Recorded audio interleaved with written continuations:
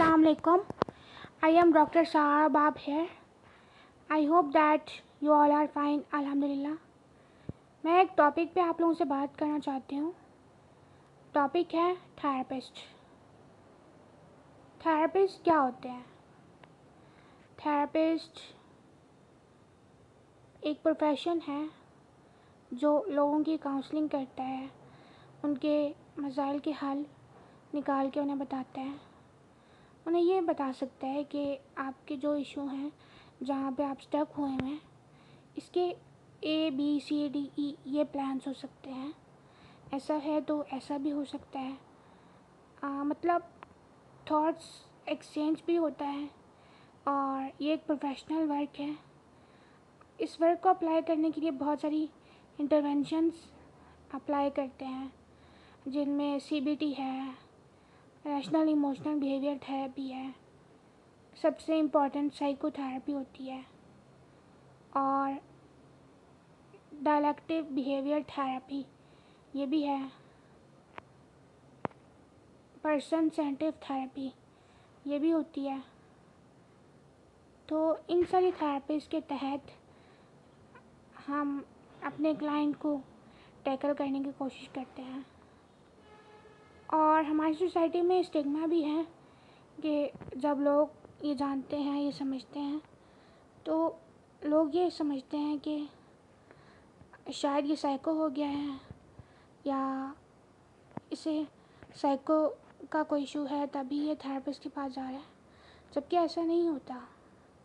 इस तरह हमें फ़ीवर होता है, हमें डायबिटीज़ होती है, हमें और बहुत सी डिजीज़ होती हैं, तो हम प्रोफेशनल हेल्प लेते हैं. हम उसके लिए मेडिसिन्स को इतना बड़ा स्टिग्मा या टैबू नहीं बनाते हैं. इसी तरह थेरेपी को अवेल करना और इसे यूटिलाइज़ करना एक नीड होती है. किसी भी पर्सन की नीड हो सकती है. ज़िंदगी में हम प्रोफेशनली बहुत सारी चीज़ें अप्लाई करते हैं और हमें बहुत सारी चीज़ों की ज़रूरत पड़ सकती है. तो थेरेपी भी इन ज़रूरियात में एक ज़रूरत होती है. ज़िंदगी के तकाज़ों के लिए हमें बहुत सारे सहारों की ज़रूरत पेश आती है.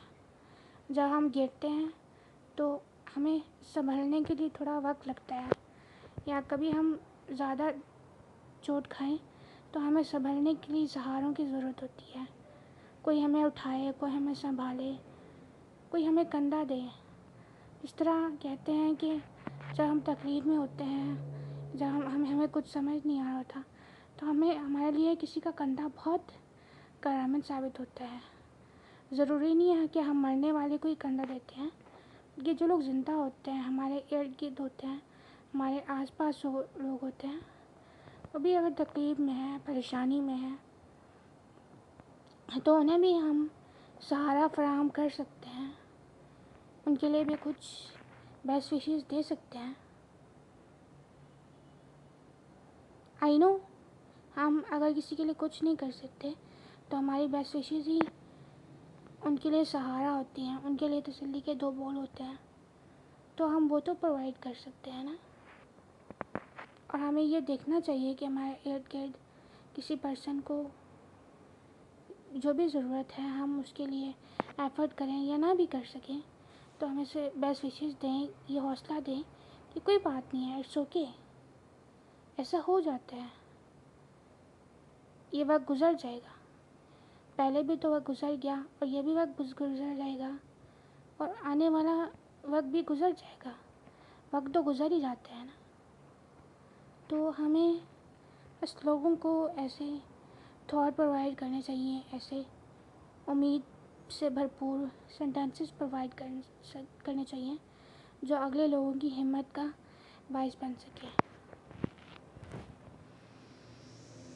जी गाइस, आप बताएं कि ये इन्फॉर्मेशन आप लोगों को कैसी लगी. अल्लाह हाफिज़.